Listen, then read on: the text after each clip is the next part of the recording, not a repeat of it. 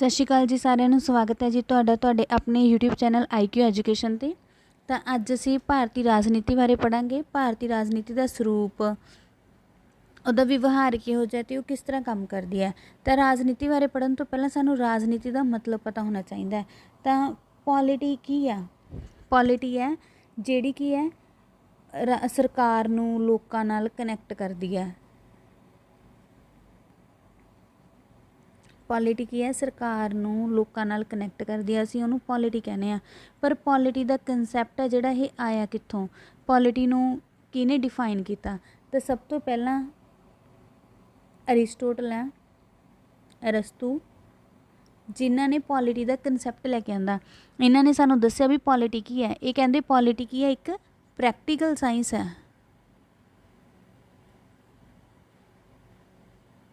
Polity ਇੱਕ practical science ਹੈ ਜਿਹਦੇ ਵਿੱਚ ਕੀ ਚੀਜ਼ਾਂ ਡੀਲ ਕਰਦੀਆਂ ਨੇ। ਇਹਦੇ ਵਿੱਚ ਕੀ ਹੈ ਜਿਹੜੇ ਸਾਡਾ ਵਿਵਹਾਰ ਹੈ, ਸਾਡਾ ਆਚਰਨ ਹੈ, ਸਾਡੀ ਫਿਲੋਸਫੀ ਹੈ, ਉਹ ਡੀਲ ਕਰਦੀਆਂ ਨੇ ਤਾਂ ਕਿ ਅਸੀਂ ਆਪਦੇ ਨਾਗਰਿਕਾਂ ਨੂੰ ਖੁਸ਼ ਰੱਖ ਸਕੀਏ, ਅਸੀਂ ਆਪਦੇ ਲੋਕਾਂ ਨੂੰ ਖੁਸ਼ ਰੱਖ ਸਕੀਏ।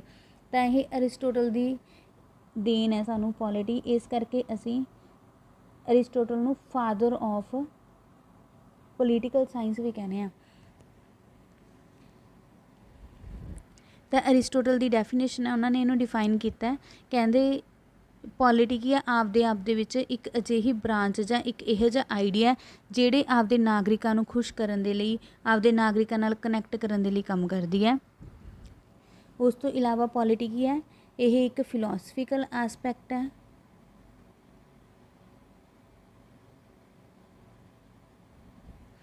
ਇੱਕ ਫਿਲੋਸਫੀਕਲ ਪੱਖ ਹੈ, ਇੱਕ ਫਿਲੋਸਫੀਕਲ ਵਿਚਾਰਧਾਰਾ ਹੈ ਜਿਹਦੇ ਰਾਹੀਂ ਅਸੀਂ ਲੋਕਾਂ ਦੀਆਂ ਜਾਂ ਸਰਕਾਰ ਹੈ ਜਿਹੜੀ ਉਹ ਲੋਕਾਂ ਦੇ ਨਾਲ ਜਿਹੜਾ ਹੈਗਾ ਡੀਲ ਕਰਦੀ ਹੈ, ਲੋਕਾਂ ਦੀਆਂ ਭਾਵਨਾਵਾਂ ਨੂੰ ਸਮਝਦੀ ਹੈ ਜਾਂ ਆਪਦੀਆਂ ਵਿਚਾਰਧਾਰਾਵਾਂ ਨੇ, ਆਪਦੇ ਆਈਡੀਆਜ਼ ਆ ਉਹ ਲੋਕਾਂ ਤੱਕ ਪਹੁੰਚਾਉਂਦੀ ਹੈ ਜਾਂ ਆਪਦੀਆਂ ਰਣਨੀਤੀਆਂ ਬਾਰੇ ਲੋਕਾਂ ਨੂੰ ਜਾਣੂ ਕਰਵਾਉਂਦੀ ਹੈ। ਉਸ ਤੋਂ ਬਾਅਦ ਅਸੀਂ ਹੁਣ ਗੱਲ ਕਰਦੇ ਹਾਂ ਸਾਡੇ ਇੰਡੀਅਨ ਪੋਲਿਟੀ ਸਿਸਟਮ ਦੀ, ਵੀ ਸਾਡੇ ਭਾਰਤ ਦੇ ਵਿੱਚ ਪੋਲਿਟੀ ਦਾ ਸਿਸਟਮ ਹੈ ਜਿਹੜਾ ਉਹ ਕਿਸ ਤਰ੍ਹਾਂ ਦਾ ਹੈਗਾ ਅਤੇ ਅਸੀਂ ਕਿਸ ਤਰ੍ਹਾਂ ਜਿਹੜੇ ਹੈਗੇ ਆ ਪੋਲਿਟੀ ਦੇ ਨਾਲ ਡੀਲ ਕਰਦੇ ਹਾਂ।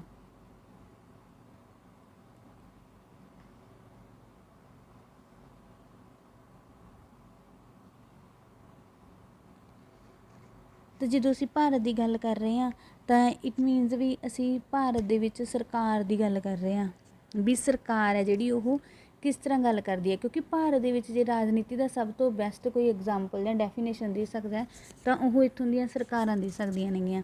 ਤਾਂ ਭਾਰਤ ਦੇ ਵਿੱਚ ਸਭ ਤੋਂ ਪਹਿਲਾਂ ਕੀ ਹੈ, ਸਾਨੂੰ ਟਾਈਪ ਆਫ ਗਵਰਨਮੈਂਟ ਪਤਾ ਹੋਣੀਆਂ ਚਾਹੀਦੀਆਂ ਨੇਗੀਆਂ।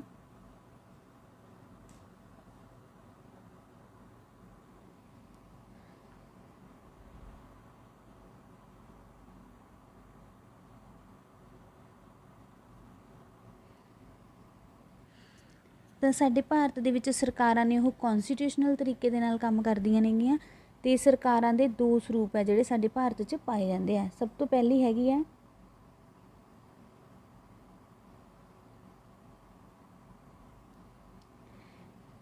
ਸਾਡੇ ਭਾਰਤ ਦੇ ਵਿੱਚ ਅਸੀਂ ਫੈਡਰਲ ਗਵਰਨਮੈਂਟ ਅਤੇ ਯੂਨਿਟਰੀ ਗਵਰਨਮੈਂਟ ਦੀ ਗੱਲ ਕਰਦੇ ਹਾਂ। ਭਾਰਤ ਦੇ ਵਿੱਚ ਇੱਕ ਤਾਂ ਫੈਡਰਲ ਗਵਰਨਮੈਂਟ ਪਾਈ ਜਾਂਦੀ ਹੈ,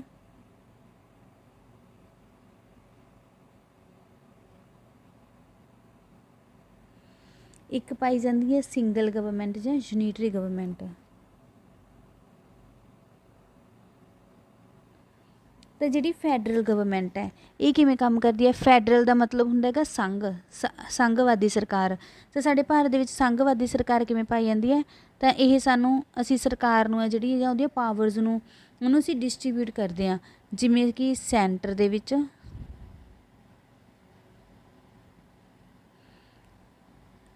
ਸਟੇਟ ਦੇ ਵਿੱਚ, ਉਸ ਤੋਂ ਇਲਾਵਾ ਵਿਲੇਜਸ ਦੇ ਵਿੱਚ। ਤਾਂ ਅਸੀਂ ਫੈਡਰਲ ਗਵਰਨਮੈਂਟ ਨੂੰ ਆ ਤਿੰਨ ਟਾਈਪਸ ਦੇ ਨਾਲ ਡਿਫਾਈਨ ਕਰਦੇ ਹਾਂ। ਫੈਡਰਲ ਗਵਰਨਮੈਂਟ ਸੰਘਵਾਦੀ ਸਰਕਾਰ ਜਿਹੜੀ ਕਿ ਸਰਕਾਰ ਦੀਆਂ ਸ਼ਕਤੀਆਂ ਦੀ ਵੰਡ ਕਰਦੀ ਹੈ ਕਿੰਨਾਂ ਰੂਪਾਂ ਦੇ ਵਿੱਚ? ਕੇਂਦਰ ਸਰਕਾਰ, ਰਾਜ ਸਰਕਾਰ ਅਤੇ ਲੋਕਲ ਲੈਵਲ ਦੀਆਂ ਸਰਕਾਰਾਂ, ਜਿਹਨੂੰ ਅਸੀਂ ਪੇਂਡੂ ਵਿਲੇਜਸ ਦੇ ਨਾਲ ਵੀ ਜੋੜ ਸਕਦੇ ਹਾਂ ਜਾਂ ਅਸੀਂ ਇਹਨਾਂ ਨੂੰ 3 ਟਾਇਰ ਆਫ ਗਵਰਨਮੈਂਟ ਬੋਲ ਸਕਦੇ ਹਾਂ, centre, state and local government. ਤਾਂ ਜਿਹੜੀਆਂ ਇਹ ਸਰਕਾਰਾਂ ਨੇਗੀਆਂ ਇਹ ਆਪਦੇ ਵਿੱਚ ਪਾਵਰ ਦੀ ਡਿਸਟ੍ਰੀਬਿਊਸ਼ਨ ਕਰਕੇ ਸਰਕਾਰ ਦੇ ਇੱਕ ਵਧੀਆ ਢਾਂਚੇ ਦਾ ਨਿਰਮਾਣ ਕਰਾਉਂਦੀਆਂ ਨੇ। ਸਰਕਾਰ ਦੀਆਂ ਜਿਹੜੀਆਂ ਹਦਾਇਤਾਂ ਨੇ ਜਾਂ ਵਿਚਾਰਧਾਰਾਵਾਂ ਨੇ ਉਹਨਾਂ ਨੂੰ ਲੋਕਾਂ ਤੱਕ ਪਹੁੰਚਾਉਣ ਦਾ ਕੰਮ ਕਰਦੀਆਂ ਨੇ।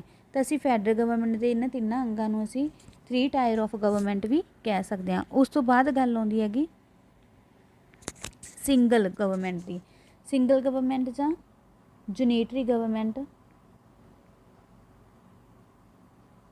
ਤਾਂ ਸਿੰਗਲ ਤੇ ਯੂਨਿਟਰੀ ਗਵਰਨਮੈਂਟ ਕਿਹੜੀ ਹੁੰਦੀ ਹੈ? ਇਕਾਤਮਕ ਸਰਕਾਰ।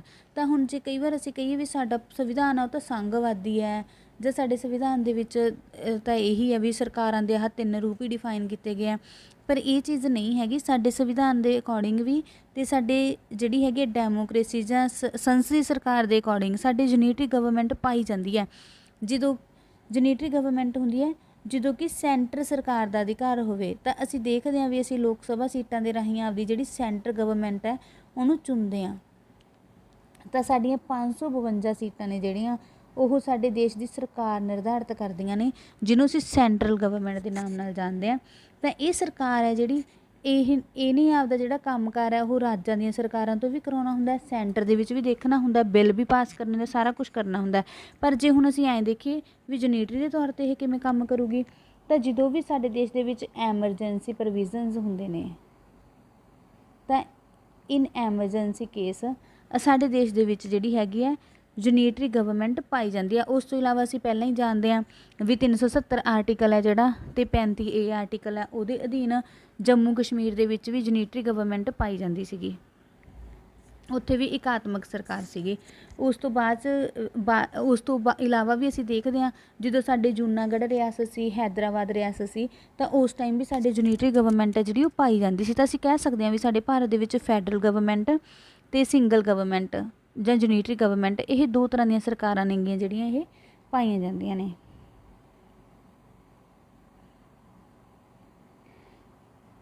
ਅਸੀਂ ਕਿਸੇ ਵੀ ਟੌਪਿਕ ਜਾਂ ਕਿਸੇ ਵੀ ਮਤਲਬ ਆਪਦੇ ਕੰਪੀਟੀਟਿਵ ਐਗਜ਼ਾਮ ਦੀ ਤਿਆਰੀ ਕਰ ਰਹੇ ਹਾਂ ਤਾਂ ਉਹਦੇ ਲਈ ਸਾਡੇ ਲਈ ਸਭ ਤੋਂ ਪਹਿਲਾਂ ਇਹੀ ਜ਼ਰੂਰੀ ਹੈ ਵੀ ਸਾਨੂੰ ਇਹਨਾਂ ਚੀਜ਼ਾਂ ਬਾਰੇ ਪਤਾ ਹੋਣਾ ਚਾਹੀਦਾ ਵੀ ਸਰਕਾਰ ਕਿਸ ਤਰ੍ਹਾਂ ਦੀ ਪਾਈ ਜਾਂਦੀ ਹੈ, ਜਾਂ ਸਰਕਾਰ ਕੰਮ ਕਿਵੇਂ ਕਰਦੀ ਹੈ, ਜਾਂ ਪੋਲਿਟੀ ਹੁੰਦੀ ਕੀ ਹੈ। ਕੌਨਸਟੀਟਿਊਸ਼ਨ ਪੜ੍ਹਨ ਤੋਂ ਪਹਿਲਾਂ ਸਾਨੂੰ ਇਹਨਾਂ ਚੀਜ਼ਾਂ ਬਾਰੇ ਨੌਲੇਜ ਹੈ ਜਿਹੜੀ ਉਹ ਹੋਣੀ ਚਾਹੀਦੀ ਹੈ।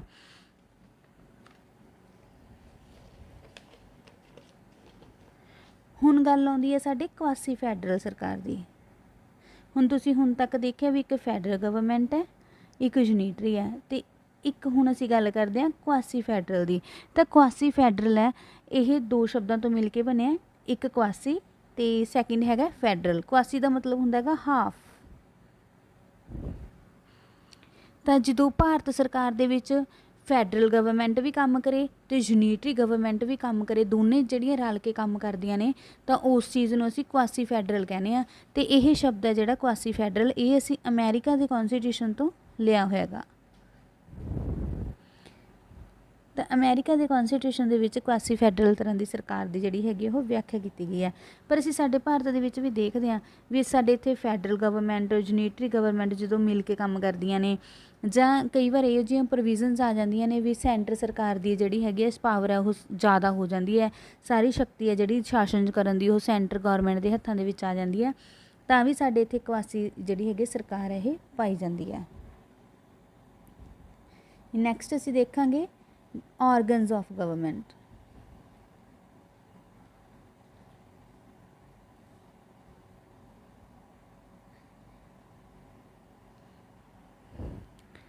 ਤਾਂ ਹੁਣ ਅਸੀਂ ਦੇਖ ਰਹੇ ਹਾਂ organs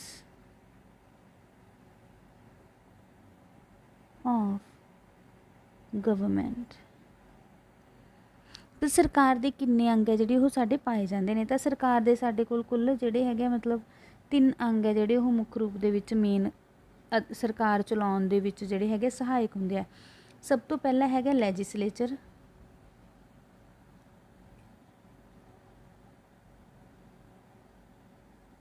ਵਿਧਾਨ ਪਾਲਿਕਾ। ਤਾਂ ਜਿਹੜੀ ਵਿਧਾਨ ਪਾਲਿਕਾ ਹੈ ਇਹ ਸਾਡੀ ਸਰਕਾਰ ਦਾ ਸਭ ਤੋਂ ਪਹਿਲਾਂ ਮੁੱਖ ਅੰਗ ਹੈ, ਅਤੇ ਇਹਦੇ ਬਿਨਾਂ ਅਸੀਂ ਕਹਿ ਸਕਦੇ ਹਾਂ ਵੀ ਸਾਡੀ ਸਰਕਾਰ ਹੈ ਜਿਹੜੀ ਉਹ ਨਾ ਤਾਂ ਬਿੱਲ ਬਣਾ ਸਕਦੀ ਹੈ, ਨਾ ਹੀ ਲੋਕ ਸਭਾ ਰਾਜ ਸਭਾ ਜਾਂ ਪ੍ਰੈਜ਼ੀਡੈਂਟ ਹੈ ਜਿਹੜੇ ਉਹ ਰੂਲ ਕਰ ਸਕਦੇ ਨੇ। ਤਾਂ ਇਹ 3 ਹੈ ਜਿਹੜੇ ਰਾਜ ਸਭਾ, ਲੋਕ ਸਭਾ, ਪ੍ਰੈਜ਼ੀਡੈਂਟ, ਇਹ ਤਿੰਨੇ ਵੀ ਇਹਦੇ ਮੇਨ ਔਰਗਨ ਹੁੰਦੇ ਨੇ ਲੈਜਿਸਲੇਚਰ ਦੇ। ਹੁਣ ਵਿਧਾਨ ਪਾਲਿਕਾ ਕਿਹੜੀ ਬੋਡੀ ਹੈ? ਵਿਧਾਨ ਪਾਲਿਕਾ ਇੱਕ ਕੌਨਸਟੀਟਿਊਸ਼ਨਲ ਬੋਡੀ ਹੈ, ਅਤੇ ਜਿਹੜੀ ਕਿ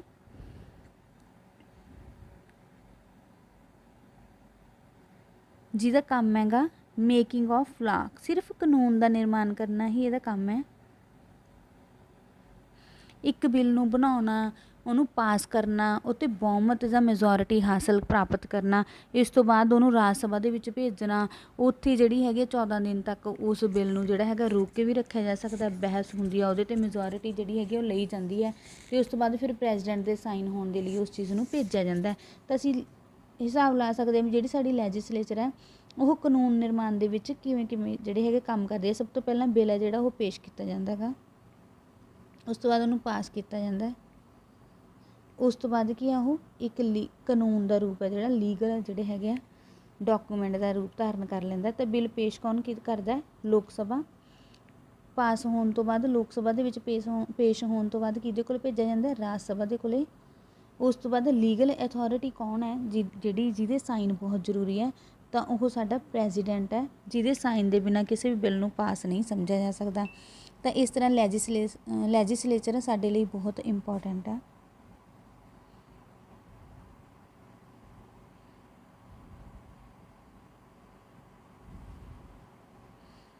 ਸੈਕਿੰਡ ਆਰਗਨ ਹੈ ਸਾਡਾ ਐਗਜ਼ੀਕਿਊਟਿਵ।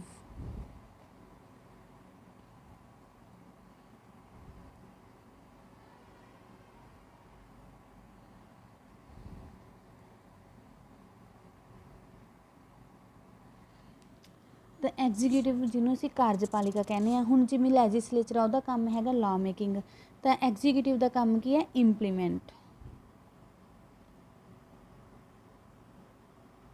ਇੰਪਲੀਮੈਂਟੇਸ਼ਨ ਆਫ ਲਾਅ, ਕਿਸੇ ਵੀ ਕਾਨੂੰਨ ਨੂੰ ਜਿਹੜਾ ਹੈਗਾ ਲਾਗੂ ਕਰਨਾ, ਉਹ ਕਿਹਦਾ ਕੰਮ ਹੈਗਾ? ਉਹ ਕਾਰਜਪਾਲਿਕਾ ਦਾ ਕੰਮ ਹੈ। ਤਾਂ ਸਾਡੇ ਭਾਰਤ ਦੇ ਵਿੱਚ ਜਿਹੜੀ ਹੈਗੀ ਸੰਵਿਧਾਨ ਦੇ ਅਨੁਸਾਰ ਦੋ ਤਰ੍ਹਾਂ ਦੀ ਜਿਹੜੀ ਹੈਗੀ ਕਾਰਜਪਾਲਿਕਾ ਪਾਈ ਜਾਂਦੀ ਹੈ। ਜਿਹੜਾ ਕਾਰਜਪਾਲਿਕਾ ਉਹਦਾ ਜਿਹੜਾ ਮੁਖੀ ਹੁੰਦਾ ਉਹਨੂੰ ਪ੍ਰੈਜ਼ੀਡੈਂਟ ਕਹਿੰਦੇ ਆ। ਅਤੇ ਇਸ ਤੋਂ ਇਲਾਵਾ ਪ੍ਰੈਜ਼ੀਡੈਂਟ ਕੀ ਹੈ? ਡਿਜ਼ਿਓਰੇ ਹੈਡ ਹੈ, ਡਿਜ਼ਿਓਰੇ ਹੈਡ ਆਫ ਸਟੇਟ। ਅਤੇ ਜਿਹੜੀ ਸਾਡੀ ਕਾਰਜਪਾਲਿਕਾ ਉਹਦਾ ਜਿਹੜਾ ਮੁਖੀ ਹੁੰਦਾ ਹੈਗਾ ਉਹ ਪ੍ਰੈਜ਼ੀਡੈਂਟ ਹੁੰਦਾ ਹੈਗਾ, ਅਤੇ ਉਹਨੂੰ ਅਸੀਂ ਡਿਜ਼ਿਓਰੇ ਹੈਡ ਯਾਨੀ ਕਿ ਕਾਨੂੰਨੀ ਮੁਖੀ ਵੀ ਕਹਿ ਸਕਦੇ ਹਾਂਗੇ, ਕਿਉਂਕਿ ਜਿਹੜਾ ਕਾਨੂੰਨ ਆ ਉਹਦਾ ਨਿਰਮਾਣ ਹੈ ਜਿਹੜਾ ਉਹ ਰਾਸ਼ਟਰਪਤੀ ਦੀ ਸਹਿਮਤੀ ਪ੍ਰਵਾਨਗੀ ਤੋਂ ਬਿਨਾਂ ਨਹੀਂ ਹੋ ਸਕਦਾ। ਇਸ ਤੋਂ ਬਾਅਦ ਜਿਹੜੀ ਸਾਡੀ ਸੈਕਿੰਡ ਟਾਈਪ ਹੈ ਜਿਹੜੀ ਕਾਰਜਪਾਲਿਕਾ ਦੀ, ਉਹ ਕਿਹੜੀ ਹੈ? ਉਹਨੂੰ ਅਸੀਂ ਕਹਿੰਦੇ ਹਾਂਗੇ ਡਿਫੈਕਟੋ ਹੈਡ। ਚਾਹੇ ਸਾਡੇ ਦੇਸ਼ ਦਾ ਜਿਹੜਾ ਰਾਸ਼ਟਰਪਤੀ ਹੈ ਉਹ ਜਿਹੜਾ ਹੈਗਾ ਕਾਨੂੰਨੀ ਮੁਖੀ ਹੁੰਦਾ, ਪਰ ਡਿਫੈਕਟੋ ਹੈਡ ਦੀ ਸਲਾਹ ਦੇ ਬਿਨਾਂ ਜਿਹੜਾ ਹੈਗਾ ਉਹਦਾ ਕੰਮ ਹੈ ਜਿਹੜਾ ਉਹ ਨਹੀਂ ਹੋ ਸਕਦਾ। ਤਾਂ ਡਿਫੈਕਟੋ ਹੈਡ ਕੌਣ ਆ? ਯਾਨੀ ਕਿ ਵਾਸਤਵਿਕ ਮੁਖੀ ਕੌਣ ਹੈ ਕਾਰਜਪਾਲਿਕਾ ਦਾ? PM, ਪ੍ਰਾਈਮ ਮਿਨਿਸਟਰ ਹੈ ਜਿਹੜਾ ਉਹ ਕਾਰਜਪਾਲਿਕਾ ਦਾ ਵਾਸਤਵਿਕ ਮੁਖੀ ਹੁੰਦਾ। ਅਤੇ ਪ੍ਰੈਜ਼ੀਡੈਂਟ ਦੀ ਸਲਾਹ ਦੇ ਲਈ ਐਡਵਾਈਜ਼ਰੀ ਆਪਾਂ ਕਹਿ ਸਕਦੇ ਹਾਂ PM ਅਤੇ ਕੌਂਸਲ ਆਫ ਮਿਨਿਸਟਰ ਨੂੰ ਚੁਣਿਆ ਜਾਂਦਾ ਹੈਗਾ। ਅੱਗੇ ਸਾਡੀ ਗਵਰਨਮੈਂਟ ਦਾ ਤੀਸਰਾ ਅੰਗ ਹੈ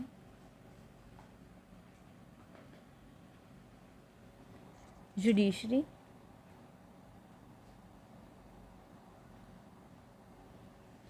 ਅਤੇ ਜਿਹੜੀ ਜੁਡੀਸ਼ਰੀ ਹੈ, ਹੁਣ ਜਦੋਂ ਸਾਨੂੰ ਇਹ ਪਤਾ ਲੱਗ ਗਿਆ ਵੀ ਲੈਜਿਸਲੇਚਰ ਵਿਧਾਨ ਪਾਲਿਕਾ ਦਾ ਕੰਮ ਕਾਨੂੰਨ ਦਾ ਨਿਰਮਾਣ ਕਰਨਾ, ਐਗਜ਼ੀਕਿਊਟਿਵ ਦਾ ਲਾਗੂ ਕਰਨਾ, ਤਾਂ ਜੁਡੀਸ਼ਰੀ ਕੀ ਕਰਦੀ ਹੈ? ਇੰਟਰਪ੍ਰੇਟ ਕਰਦੀ ਹੈ।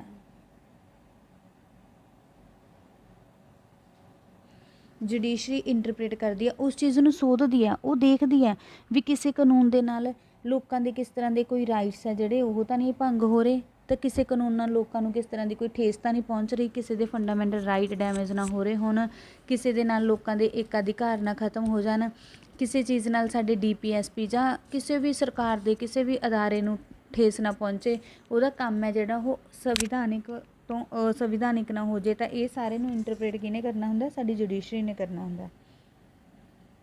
ਤਾਂ ਇਸ ਤਰ੍ਹਾਂ ਅਸੀਂ ਦੇਖਿਆ ਵੀ ਸਾਡੇ ਜਿਹੜੀ ਹੈਗੇ ਸੰਵਿਧਾਨ ਹੈ ਜਾਂ ਸਾਡੀ ਜਿਹੜੀ ਸਰਕਾਰ ਹੈ, ਸਾਡੇ ਦੇਸ਼ ਦੀ ਰਾਜਨੀਤੀ ਹੈ, ਉਹ ਕਿਸ ਤਰ੍ਹਾਂ ਕੰਮ ਕਰਦੀ ਹੈ? ਤਾਂ ਉਹ 3 ਆਰਗਨਸ ਦੇ ਦੁਆਰਾ ਕੰਮ ਕਰਦੀ ਹੈ।